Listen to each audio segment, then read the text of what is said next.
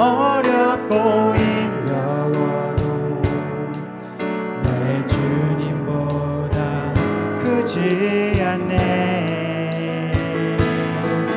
나는 바다가 갈라지지 않으면 주가 나로 바다 위 걷게 하리. 나는 믿네. 주의 능력으로 내 삶 새롭게 되리. 나는 믿네. 주의 능력으로 담대히 나가리라. 주와 함께 싸워 승리하리. 날마다 믿음으로 나 나는 믿네. 나는 믿네. 주의 능력으로 내 삶 새롭게 되리. 나는 믿네. 주의 능력으로 담대히 나가리라. 주와 함께 싸워 승리하리라. 날마다 믿음으로 나 살아가리. 11장. 믿음은 바라는 것들의 실상이요 보이지 않는 것들의 증거니 선진들이 이로써 증거를 얻었느니라. 믿음으로 모든 세계가 하나님의 말씀으로 지어진 줄을 우리가 아나니 보이는 것은 나타난 것으로 말미암아 된 것이 아니니라. 믿음으로 아벨은 가인보다 더 나은 제사를 하나님께 드림으로 의로운 자라 하시는 증거를 얻었으니 하나님이 그 예물에 대하여 증언하심이라. 그가 죽었으나 그 믿음으로써 지금도 말하느니라. 믿음으로 에녹은 죽음을 보지 않고 옮겨졌으니 하나님이 그를 옮기심으로 다시 보이지 아니하였느니라. 그는 옮겨지기 전에 하나님을 기쁘시게 하는 자라 하는 증거를 받았느니라. 믿음이 없이는 하나님을 기쁘시게 하지 못하나니 하나님께 나아가는 자는 반드시 그가 계신 것과 또한 그가 자기를 찾는 자들에게 상 주시는 이심을 믿어야 할지니라. 믿음으로 노아는 아직 보이지 않는 일에 경고하심을 받아 경외함으로 방주를 준비하여 그 집을 구원하였으니 이로 말미암아 세상을 정죄하고 믿음을 따르는 의의 상속자가 되었느니라. 믿음으로 아브라함은 부르심을 받았을 때 순종하여 장래의 유업으로 받을 땅에 나아갈새 갈 바를 알지 못하고 나아갔으며 믿음으로 그가 이방의 땅에 있는 것 같이 약속의 땅에 거류하여 동일한 약속을 유업으로 함께 받은 이삭 및 야곱과 더불어 장막에 거하였으니 이는 그가 하나님이 계획하시고 지으실 터가 있는 성을 바랐음이라.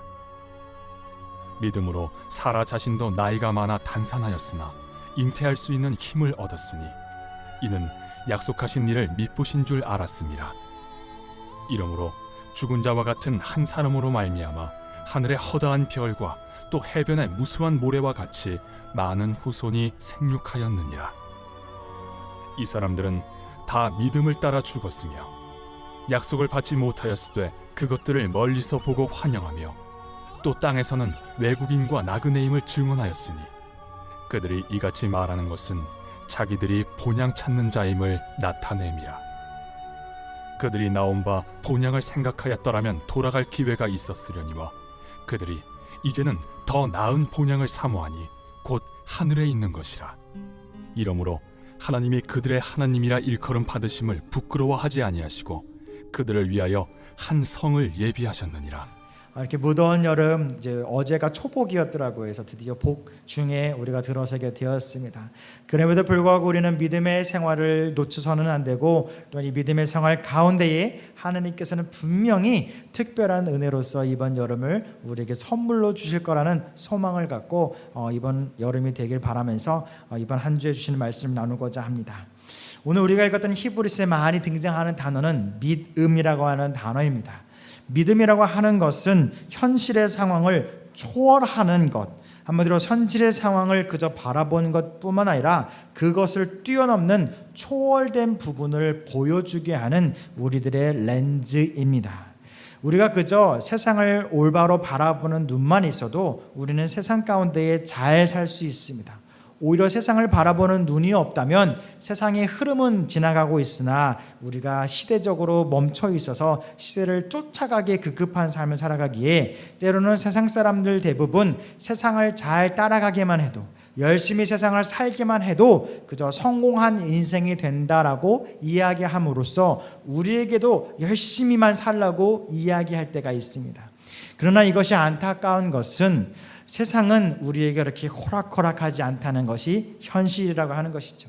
그저 세상이 요구하는 대로, 세상이 바라는 대로 열심히 다해 살아가는 것, 그것이 마치 세상을 따라 살아가는 것처럼 느껴지지만 그것은 결코 세상의 노예로서 이용당한다고 하는 것을 우리는 어느 순간 느끼게 됩니다.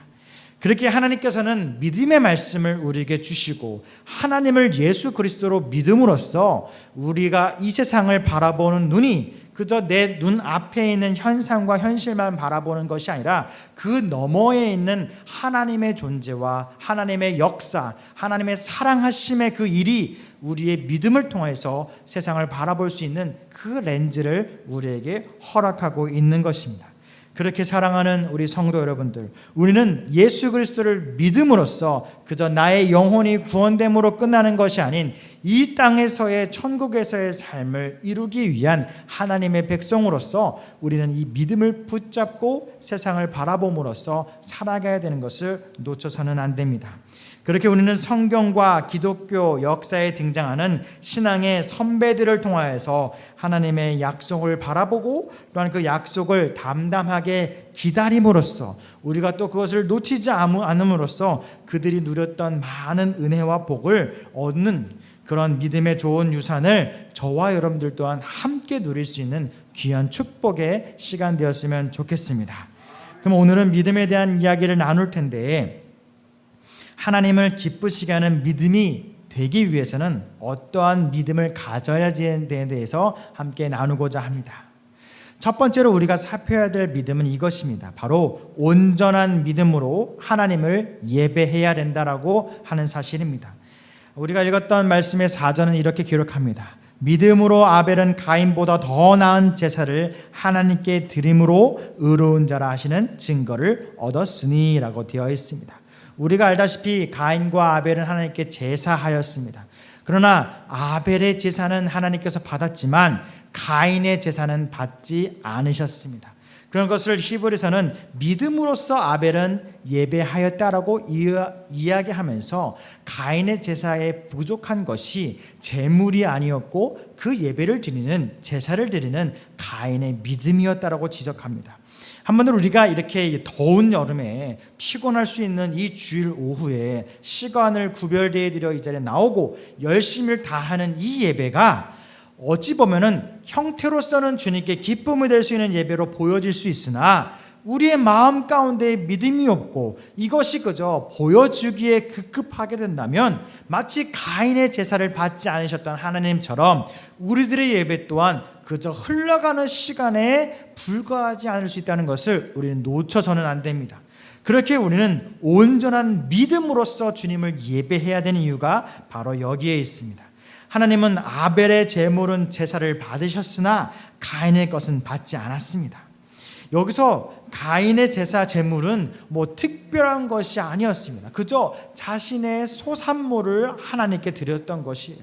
그러나 그 제물이 제사 후에 어떤 모습을 보였냐는 것을 통해서 우리는 그 제물이 무엇인지를 따질 것이 아니라 무엇이 본질인지를 좀 더 살필 수가 있습니다.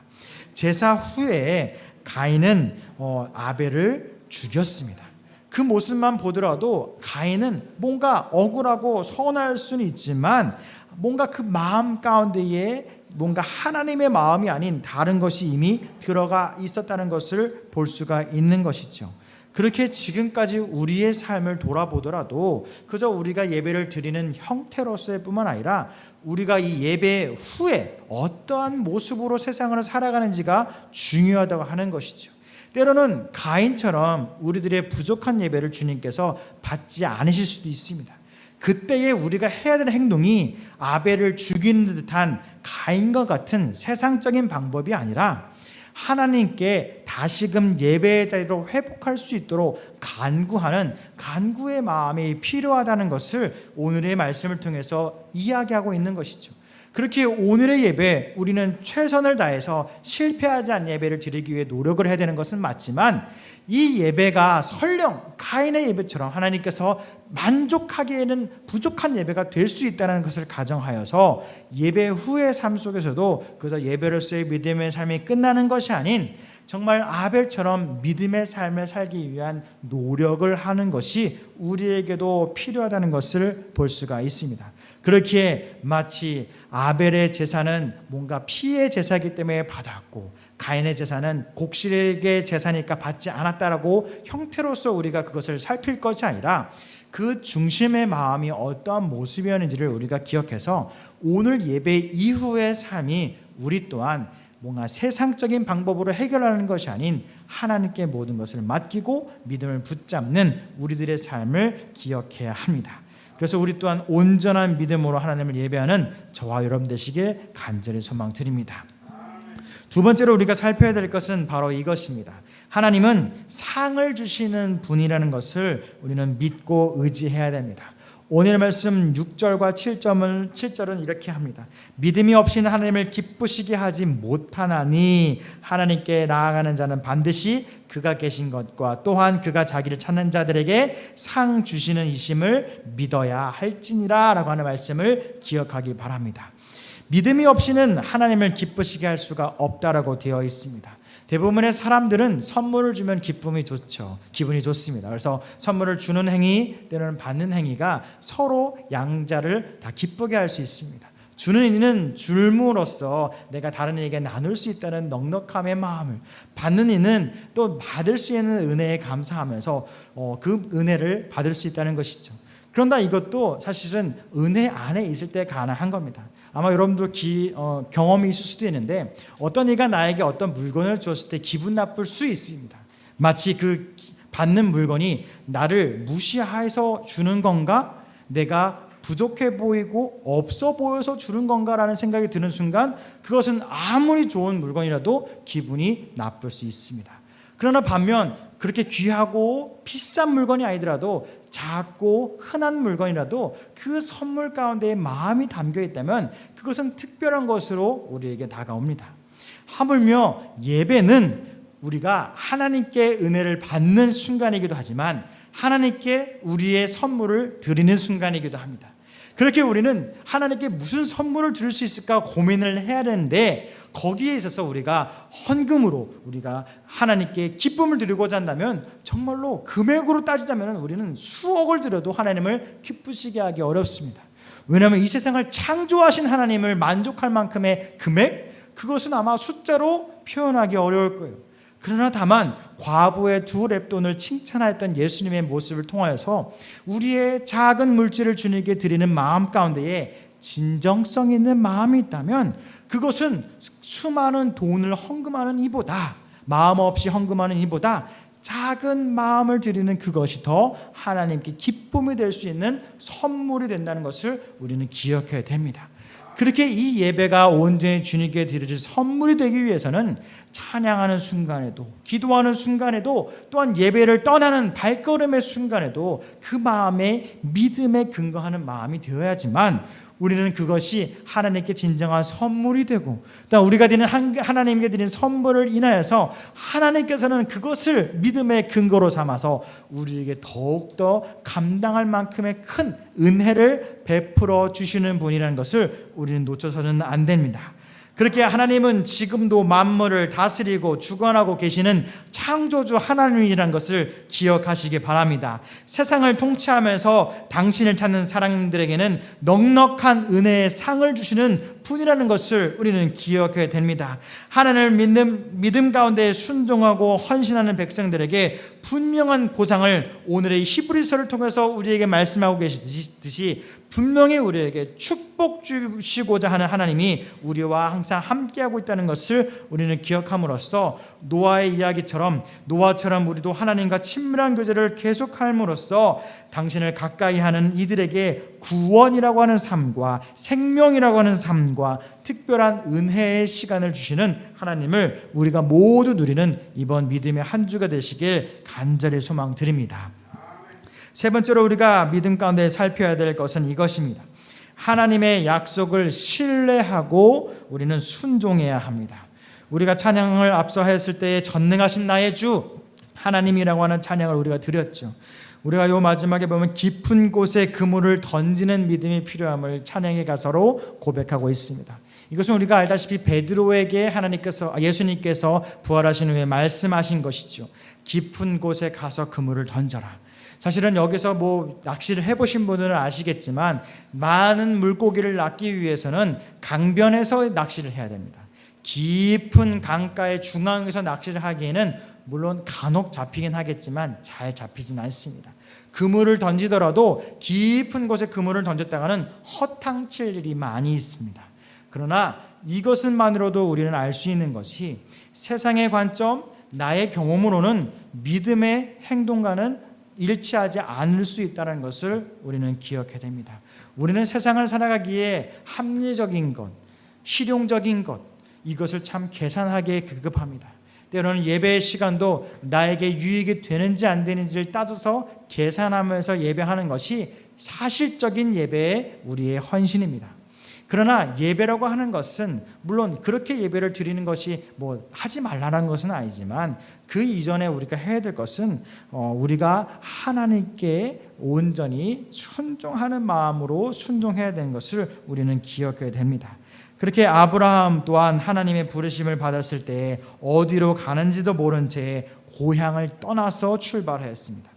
불확실한 미래였지만 하나님이 주신 약속을 붙잡고 나아간 것입니다. 아브라함이 고향을 떠날 때 그의 나이는 75세가 넘었다라고 성경은 기록하죠. 인생의 황혼기에 접어든 그때에 하나님은 땅과 후손에 대한 약속을 주시면서 지시하신 그 땅으로 가라고 말씀하셨습니다. 이것에 대해 아브라함은 그 말씀에 주저함이 없었고 순종하였습니다. 그렇기에 그가 즉시 떠날 수 있었던 것은 하나님의 약속을 온전히 신뢰하였다는 것이 근거입니다. 그렇게 하나님이 계획하시고 지으실 터가 있는 성을 우리 또한 기대해야 합니다.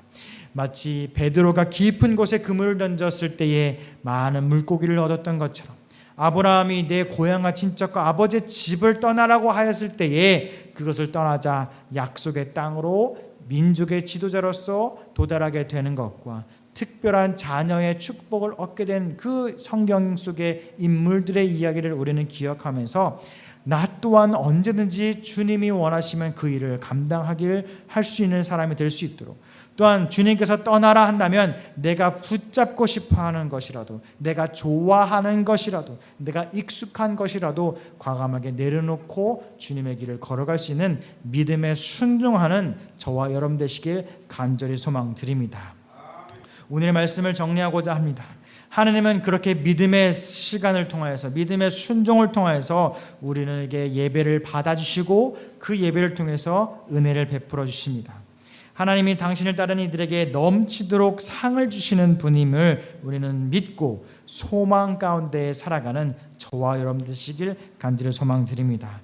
그렇게 오늘 또한 우리는 정말 불확실한 세상을 살아갑니다. 코로나라는 질병 아직도 우리를 위협하고 있고, 코로나가 아니더라도 세상의 많은 바쁨 때문에 예배라는 것조차 구별되어 드리지 못하는 것이 우리들의 현상입니다. 때로는 이 교회라고 하는 것조차 세속화에 앞장서고 있는 안타까운 현실 가운데에 교회와 세상이 구별지지 못하는 거룩함의 구별이 약해진 것도 사실입니다. 이런 복잡하고 어지러운 세상일수록 우리는 원래로 돌아가야 됩니다. 우리의 하나님께서 우리를 만드신 원래의 목적, 바로 주님을 기쁘시게 예배하는 자로서, 주님을 기쁘게 믿음으로써 주님의 기쁨이 되는 그것을 놓치지 않는 우리들의 삶이 필요하다는 것을 기억하시기 바랍니다. 그래야 세상 모든 사람들에게 인정받고 기쁨이 되는 것은 물론이고 우리가 하나님께도 기쁨이 되는 이번 한 주를 살아가길 간절히 소망드립니다. 오늘의 말씀을 기억하며 세 가지의 묵상의 질문을 던져드리고자 합니다. 첫 번째는 하나님께 기쁨을 드리는 예배는 어떠한 모습으로 드려야 될까요? 두 번째는 하나님께 받은 상이 있다면 그것은 무엇인지 함께 나누어 봅시다. 세 번째는 올해 하나님께 받은 약속의 말씀이 있다면 함께 나누었으면 좋겠습니다. 삶의 적용입니다. 최근 겪고 있는 어려움은 무엇이며 어떻게 믿음으로 극복할 것인지 이야기를 나누어 봅시다. 이번 한 주도 믿음 앞에서 기쁨으로 살아가는 우리들에게 주님께서 동행하여 줄 것을 믿길 바라고 언제나 믿음 가운데 기쁨의 삶을 살아가는 여러분 되시길 간절히 소망드립니다. 기도하겠습니다. 사랑과 은혜가 많으신 하나님 감사합니다. 우리에게 믿음을 허락하시고 예배를 허락하셨습니다. 그렇게 우리가 세상 가운데 살아갈 때에 세상의 기준으로 슬퍼하고 힘들어할 수 있습니다만 우리는 그 세상의 힘듦과 슬픔에 넘어지지 아니할 수 있는 것은 바로 우리의 믿음의 삶 가운데에 하나님의 기쁨과 은혜가 함께함을 믿기 때문입니다.